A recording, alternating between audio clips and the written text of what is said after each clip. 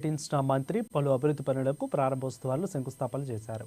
మావల మండలంలోని దుబ్బగూడలో 1,43,00,00,000 రూపాయల వ్యయంతో నిర్మించనున్న పిహెచ్సి నూతన భవన నిర్మాణానికి భూమి పూజలు చేసి పనులు ప్రారంభించారు.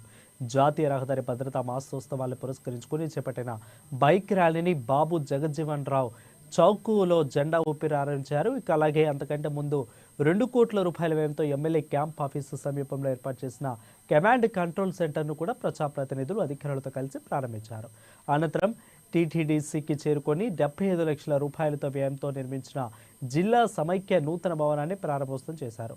అక్కడి నుంచి మధ్యాహ్నం భోజనం అనంతరం మావాలలోని పద్మనాయక గార్డెన్స్లో నిర్వహించిన పార్లమెంటు స్థాయి విస్తృత సమావేశానికి అటెండ్ అయ్యారు.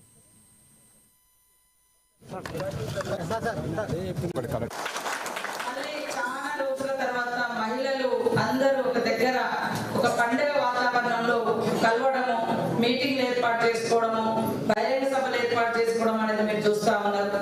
ఒకప్పుడు కాంగ్రెస్ ప్రభుత్వమే ఈ యొక్క పథకాలను తీసుకొచ్చి మరి రకరకాలుగా 10 రూపాయలతో మనము పద్దచాటును ఉన్నటువంటి వాళ్ళం, డోర్ దాటి బయటకు రానటువంటి వాళ్ళు ఈ రోజు బయటకు వచ్చి బ్యాంకులలో డబ్బులు జమ చేసుకొని మరి లక్షాధికారులు కావాలి, కోటీశ్వరులు కావాలి అనేటువంటి లక్ష్యంతో ఆనాడు వైఎస్ఆర్ గారు కానీ ఈ రోజు మన రేవంత్ రెడ్డి గారు కానీ మరి పదే పిలుపునివ్వడంలో దాంట్లో ఒక అర్థం ఉంది.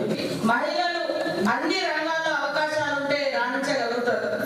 ఇవాళ మరి 40-50 ఏళ్ల క్రితమే ఇందిరాగాంధీ గారు ఒక భర్త లేకున్నా అంటే విడోగా ఒక వితంతు అంటారు కదా, అయినా దేశాన్ని ఏలగలిగింది. అవునా కాదా?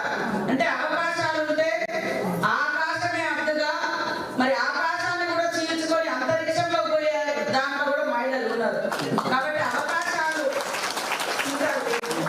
సునీతా విలియమ్స్ కూడా మరి అంతరిక్షంలోకి పోయి వచ్చింది. ఈ దేశ ప్రధానిగా మహిళ ఇందిరాగాంధీ గారు, రాష్ట్రపతులు ఇప్పటి 2 మహిళలు, గతంలో ఒక మహిళ, మరి ఇప్పుడైతే మనలాంటి వెనుకబడ్డ ఆదివాసీ గూడాల నుంచి వచ్చినటువంటి మహిళ రాష్ట్రపతిగా ఉంది. కాబట్టి ఇవన్నింటిని ఉద్దేశం దృష్టిలో పెట్టుకొని సీఎం గారు మన ప్రభుత్వం వచ్చిన కాడ నుంచి మహిళల్ని బలోపేతం చేయాలి. ఒక ఇంట్లో ఆడవాళ్ళు కరెక్ట్ గా ఇల్లు నడిపించగలుగుతారు.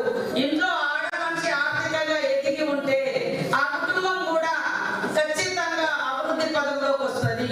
పిల్లల కోసం చదువు చెప్పిస్తుంది. అదే విధంగా వాళ్ళ విద్యాబుద్ధులతో పాటు వాళ్ళ ఆరోగ్యం, వాళ్ళ అన్ని రకాల భరోసా, కుటుంబాన్ని మనం 10 రూపాయలతో కుటుంబాన్ని నడిపేటువంటి ఆర్థిక పెద్దలు ఎవరైనా ఉంది అంటే మహిళలే.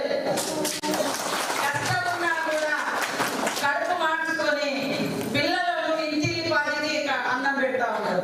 మరి అంత గొప్ప త్యాగము, అంత యొక్క సమన్వయం, కుటుంబ సమన్వయం కూడా మహిళలు చేయగలుగుతారు. అలాంటప్పుడు ఈ మహిళలు ఎందుకు కోటీశ్వరులు కాకూడదు అనే లక్ష్యంతో సీఎం గారు పదే మరి ఇందిరా మహిళా శక్తి ద్వారా మహిళా క్యాంటీన్లు కానీ, అదే విధంగా ఈవెంట్ మేనేజ్మెంట్ కానీ, తర్వాత బట్టలు కుట్టడం కానీ, మరి ఇప్పుడు సోలార్ విద్యుత్ ప్లాంట్ కానీ, బస్సులు కూడా 150 బస్సులు మహిళా సంఘాలకి ఇవ్వడం జరిగింది.